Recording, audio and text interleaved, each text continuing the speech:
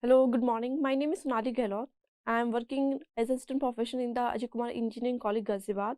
Today, I will discuss a topic of the database management system, and the topic is the three-tier architecture. This this is the main topic of our the DBMS. The three-tier architecture contain another layer between the client and the server. In this architecture, the client cannot directly communicate with the server.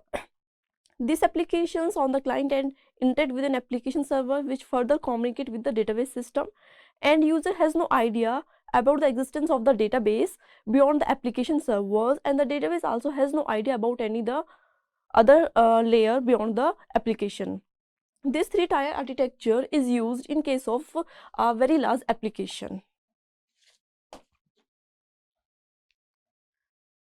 This three-tier architecture is also called the three-level architecture. This framework is used to describe the structure of a specific database system. This architecture is also used to separate the web application and the physical database. It contains the three levels. It breaks down the database into the three different categories, and these categories are look like this, and these are the three levels. And the first one is the internal level, second one is the conceptual level, and third one is the external level. These three levels are the basic building blocks of our the DBMS, and or we can say that are the database management systems. Each level has on its own working, and each levels are independent with the other levels. The first one is the this is called the database, and database is used to store a large amount of data in our database management system. And the first level is the internal level. Internal level only describe us how to store the data. It basically work on the word that is the how we store the data in our the database system. Second one is the conceptual level. This level work like as to make a relationship between the data, whatever the data we are stored in our database. It gives us the examples how we make our data relation, that whatever the data we will store in our database, or the data whatever the already stored in our database. And the third one is the external level, and this level tell us how the data retrieved by the users, because there are different type of users present in our society and communities. Then the level then the view of each of the customers or users are different. So then the external levels tell us how we store, how we get, or how we retrieve the data from our the database. Now we discuss all the levels one by one in a brief. The first one is the internal level. The another name of the internal level is the physical level, and this physical level only describe how we store our data in our database or in any other the storage devices. Deal with the physical storage of database. It just only describe the physical way how we store our data, like structure of the records in disk, how we store our data in disk, file, pages, block, indexes, and ordering of records. It overall deal with the physical storage of data. And also internal views described by the internal schema. It describes as the internal view, how was the view our data, how was the view of our data whatever we store in our database. Next one is the conceptual level, and this level is also called the logical level, and this is also the important one, and it come after the internal level. And this tell us about what data is stored and what relationship exists among those data. It describe us what type of data are stored in a database and what are the relationship between exist on that data. It hides the low level complexities of the physical storage, and it also look like as the data abstraction. It hides all the low level complexities. For example, like we can take an example of a student database. A student database contain student and course tables which will be visible to users, but users are unaware about this storage. We all know that we check our data on the internet, but we are not aware from where we get the data and what are the path of that data, in which data dictionary that data is stored. We only focus on the data whatever present in front of us database. And the next one is the database administrator work at this level to determine what data to keep in the database. Conceptual level mainly work what data is stored, and it is and the what data is stored, it is basically maintained by the database administrator, because the database administrator works at the different levels. It manages everything in the database, and so the main work here of the database administrator. The next one is the final, that is the upper level, that is the view level, or we can say that the external level. It described only the part of the entire database, and entire database user concern of how the data are viewed by the each user or each viewer, and it described only how the data are visible to each and every one, and what are the perspective, and what are the views, and what are the ideas, or what are the thoughts of the users. And second one, different user need different view of the database, because we see a page in a different views. Everyone has a different views regarding a particular thing, like that. The external level work, different user need different views of the database, so there can be many views in a view level, abstraction of the database used by the end users and the application programmer. End user need to access only part of the database rather than the entire database. We can also take an example of us. We only use or access the data whatever the requirement of us, not rather than the entire database. Now we can explain this overall three-tier architecture with the help of example. We are storing the student information in a student table, and because there are so many information regarding or about a student, so we need to store the data in a very efficient way, or in a very mannered way, so that we can easily retrieve the data in future according to our requirement, or in a while, or in a minute. So now these are the different levels, as I discussed earlier. Suppose we are taking the example of the student. Student information is stored in a student table. So then this level, internal level, describe the records can be described as a block of storage. How we store the data, in which format we store the data, like bytes, gigabytes, terabytes, blocks, disk, where we want to store the data. These details are often hidden from the programmers, and all the information whatever they store on this level are always hidden from us or the programmers. Is just focus on how we store the data whatever we want to store. The second one, describe the what data is stored, and that data, whatever the data is stored in the database, it is selected or it is described by the database administrator, and it also describes us the relationship between the data whatever the stored in that level. Records can be described as the field and attributes along with their data types. In this layer, in this level, I will try to discuss you.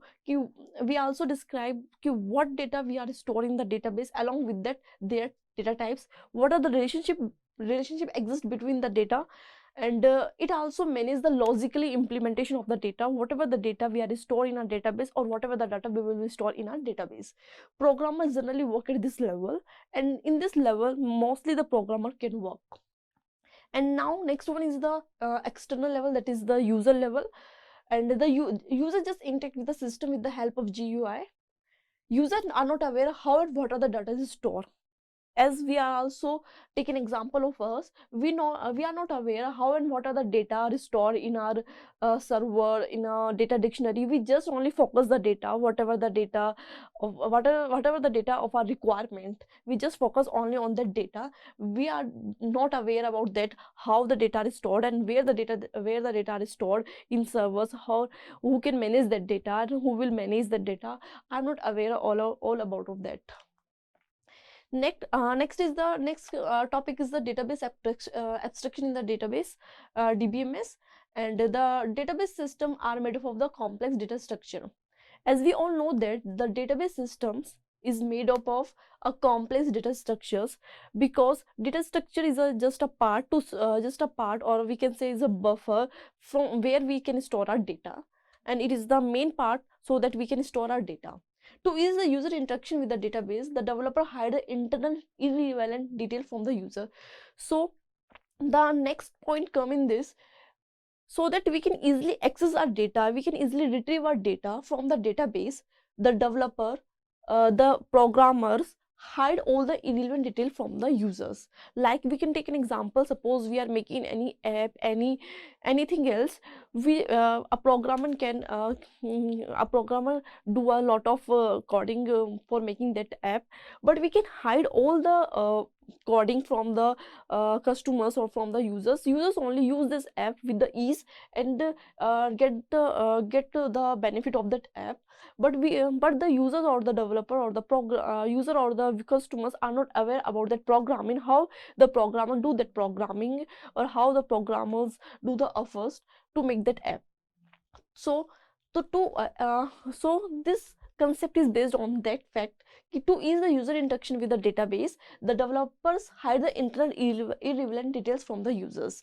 So this process of hiding irrelevant details from the user is called the data abstraction. Data abstraction means to hide the background details from the users so that they can easily access that program, that easily can access the details whatever they want to access or retrieve, like that. Now the next topic is the mapping and the data independence, and it is also the important one topic in our the database management systems. And mapping and these are mapping. Before that I discuss about there are the different three levels, that is the internal level, conceptual level and the external level. But internal level focus on how the data is stored, and conceptual level describe us the relationship between the data, and user level or the external level describe us the different views to the users. But how the data are related to each other by in the internal, physical and the external level, these data are related to each other with the help of the mapping or the data independence. Whatever the data, how the data is stored on this level is, what are the data stored on this level, these are mapping, these are make a connection between them with the help of the mapping. The like we can take an example, the process of transferring the request and result between the three levels is called mapping. We can take an example, suppose we write any URL on the URL, so we just make a request to the server and server responds this request with the help by giving the result. So it is like that, it is work like that. The process of transferring the request and result between the three levels is called the mapping. Whatever we are typing on the URL is just a request, and whatever we get after after accepting this request is called the result. And there is a mapping, and the request and the result between these three levels is called the mapping. Next is what is the data independence? Data independence means ability to modify a schema definition in one level without affecting a schema definition in the next higher level is called the data independence. It is also an important one. Data independence means, as the word indicates, that is the independent, means when we modify any data in this internal level, it does not affected by the logical level, like this. There are two types of the data independence. First one is the physical data independence and second one is the logical data independence. Physical data independence means, physical data independence is the ability to modify the physical schema without requiring any change in the logical schema or an application program. It means whatever we want to changes in the physical level does not affect the logical level schema, and this is called the physical data independence. Modification at the internal level are occasionally necessary to improve the performance, and it is a very necessary to do the modifications at the internal level, and it provides us the security and as well as the improve our performance. Possible modification in the internal levels are changes in the file structures, compressions, techniques, hashing, algorithms, storage devices, etc. And what are the modification? Modification means changes the file structure, how we store our data, in which is data structure we want to store our data. Compression, the compression techniques, what techniques we will use in compression. Hashing algorithm, there are different type of hashing algorithm, then which algorithm we want to use in this, and there are so many storage devices. So then the next one is the logical data independence. Logical data independence is the ability to modify the conceptual schema without requiring any change in the physical program. It means whatever changes we done on the logical data, it does not affect the external level or the view level. Modification at the logical level is necessary whenever the logical structure of the database changed. At every time the logical structure of our database change, so it is a very necessary to us to modify at the logical level, so that we can easily update our data, whatever the data we want to store or what we want to update that. And the last point is that the application program are heavily dependent on the logical structure of the data they access. So any change in the logical structure also require program to change, and it is a very important one. Whenever we want to change in a logical data on the logical structure of the data they access, so we can, if we want to change any changes in our the logical structure, it also required to change our data according to that. The next topic is the file system and versus the DBMS. Here we will discuss the differentiate between the file system and the database management system. There are so many difference between the file system and the database management systems, and in the previous time or the ancient time we use a file system to store our data, but nowadays we are working or we are based on the database management system to store the data, because nowadays there are a lot of or a huge amount of data we want to store in a digital form. So for that large amount of data, the file system is not working properly, is not that much sufficient or that much uh, secure or protective as much as the DBMS can have. So now there are so many differences between the file system and the database management system, and now we start from first of all, what is the structure of the file system and what are the structure of the database management system. So now, the file system is a software that manages and organizes a file in a storage medium within a computer. File system is just a software that helps us to manage and organize a file in a storage medium within a computer only. And we also do that so many times. But the database is a software that manages the database. Database management system is just a combination or is just a collection of a large amount of data, or we can say that a collection of a large number of database. And even a database should contain a large amount of data or whose amount of data, and so we can say that DBMS is a uh, whose collection of data and in the form of database. So the first, and this is the main difference, that is the structure. In file system we just, it is just only a software to manage and organize a file in a storage medium, but database management system just store or manage the large amount of database or whose amount of database or a collection of databases. Second one, when we store the data in the file system, it faces so many problems, and that create us so many difficulties to access our data in future as per our requirement. So the first problem in the file system, that is the data redundancy. Data redundancy means the same piece of information available at different places, but the information is same, and it is available in different uh, pages or in different files. When uh, and or we can say data redundancy means the duplication of data. Redundant data can be present in a file system. When we store our data in a file system, there is a chances or there is a probably that our data must be duplicate in a file system, and this is a very big problem to us when the same data is available at multiple places in a duplicate form. Then it just is a just a wastage of time to storing the data in a different files, or same data storage in a different file, and it also store or wastes a huge amount of storage and memory also. So to overcome this problem, we use the database management system. Data management system just reduce this problem, but it cannot overall remove that problem. It can only reduce this problem, and it is a better than the file system. In DBMS there is no redundant data, and in DBMS there is no chances of the duplication of data. If maybe the data can be it maybe the data are duplicated, there are so many ways we can solve this problem. We can get over this problem with the help of our normalization and so many forms. The next one is the backup and recovery, and it is a very big problem in our file system, and in file system there is no backup, there is no recovery of our data. It doesn't provide backup and recovery of data if it's lost.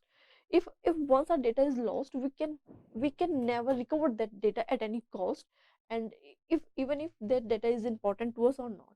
But DBMS provides us a backup and recovery of data even if it is lost.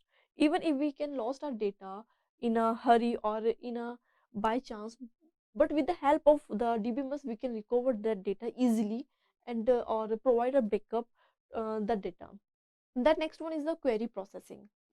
In file system, there is no efficient query processing in the file system.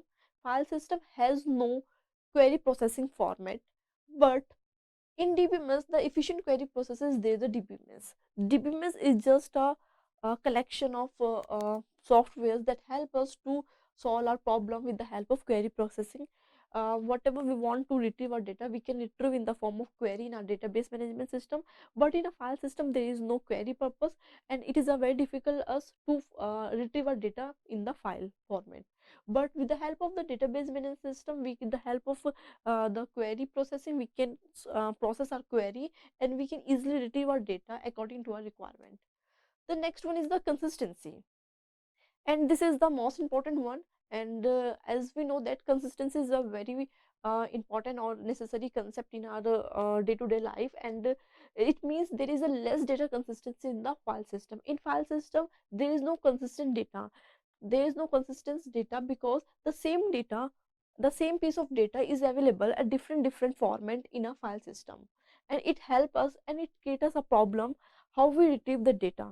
Like we can take an example or to describe what is the consistency. Consistency means when a same email id is when a email id of any persons have when a or we can say that a person have a different number of email id, so then it is a difficult to us which email id we use to contact with that person or with that anyone who has.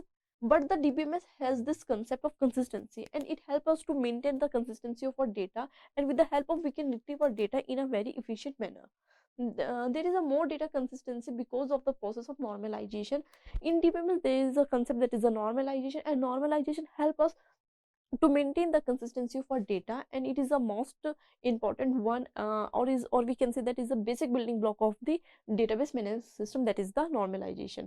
With the help of normalization we remove the data redundancy as well as the data inconsistency, and these are the important one, the data redundancy and the data consistency. With the help of that we can secure our data, we can remove the duplicacy of data, we can make the data we can make our data consistent as well.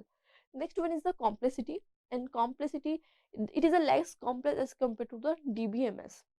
File is a less complex because there is no proper format, there is no uses of indexes or the pointers. But in database we use the indexes, different type of primary keys and different type of keys, super key, primary key, and these all create the complexity. Even it also help us to maintain our consistency and the data redundancy.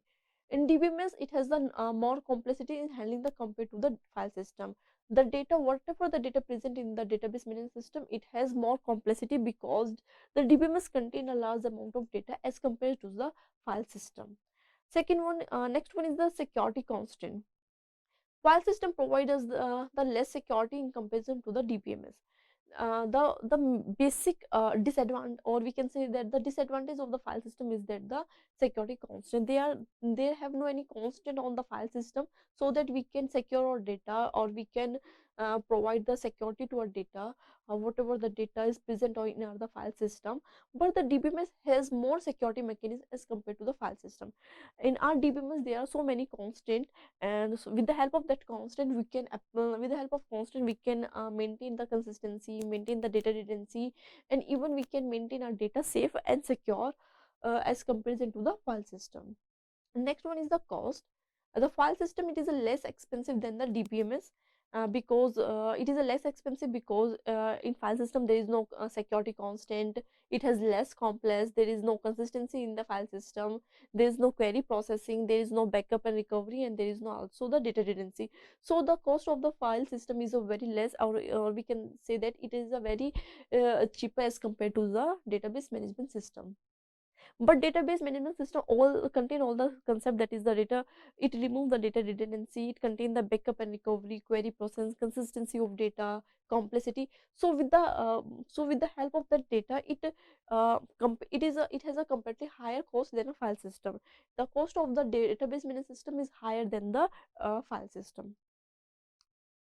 Now the next topic is the data independence, and it is also the important one, that is the uh, there is no data independence in the file system. If we change anything else in the file system, it can create the data inconsistent, it create the data redundancy in our database, in our file system. But in the case of the database management system, there is a concept of the data independence. If we want to change any data or any concept at any level, that is no, that it does not affect any in the upper level or in any in the next level. So DBMS just maintain the data independence, and it is a very helpful to us, so that we can manage our data uh, according to us. Next one is the user access. Only one user can access data at a time. In a file system, only a user can access the data at a time, and it is a very impossible in a nowadays. If only a person can access a website at a time, then it is a very uh, useless, or is just a wastage of time. And but the DBMS help us to multiple user can access the data at a time, and we also do that. We can also uh, uh, at the same time, so many persons, so millions or billions of persons uses the same website, and we can easily access the data. But there is no scope of that that user access in the file system. But the DBMS provide this, multiple user can access the data at a time, and we can multiple users update or retrieve the data, or changes the data, modify the data at a time. But this is not possible in the file system. Next one is the meaning. The user has to write the procedure for managing the database. In file system, we always have to write the procedure, so that we can manage our the database. But in DBMS, the user not required to write the procedure, but only we can, with the help of query, we can retrieve our data, we can modify, we can update and access the privilege, give the privileges to our data. And not, it is not requirement to every time we write the procedures. And it is a very so that with the help of this, it is a very or we can say that is a easy way to retrieve our data from the database management system. Next one is the sharing. In a file system, data is distributed in many files, so not easy to share the data. In file system, our data is distributed in a different formats, in a different files. So it is a very difficult to us to share the data to different number of members or peoples. So to overcome these problems, we have a new concept, that is the database management system. And with the help of database management system, we can make our data centralized nature, so that many number of user, or we can say that multiple number of user can access the data, or can share the same data at a time. Now next one is the data abstraction, and it is also the important one, that is the data abstraction means it gives the detail of storage and representation of data. In file system, there is a in file system, we can easily see how our data is stored and how are the representation of the data. But it's just a wastage of time, or is just a make the hectic for the customer or the users, because the user doesn't want to know how to store the data, how to represent the data. They only want to retrieve the data, whatever the requirement of the user or the customers. So to overcome this problem, there is a concept, that is the DBMS hide all the internal data of the database, and it is a very helpful to us. And with the help of that, we can easily retrieve our data as per our requirement. Next one, the integrity constant. Integrity constants are difficult to implement in file system, because it is difficult to maintain the integrity constant in a file system is a very difficult, because our data because our data is distributed in a different formats and different files. So it is a very big process, or very big task to manage the integrity constant of every data, whatever the data are maintained or stored in our file system. But to maintain the integrity in the DBMS is a very easy to implement. We can easily maintain the integrity constant, and with the help of integrity constant, we can secure our data, or we can manage our data in a proper way, so that anyone can use or access the data in a proper or the easy way. And now the last one is the example of the file system, that is the NTFS and the COBOL and the C++ and so many more. And the example of the DBMS is the Oracle, SQL Server and the MySQL. Now thank you very much.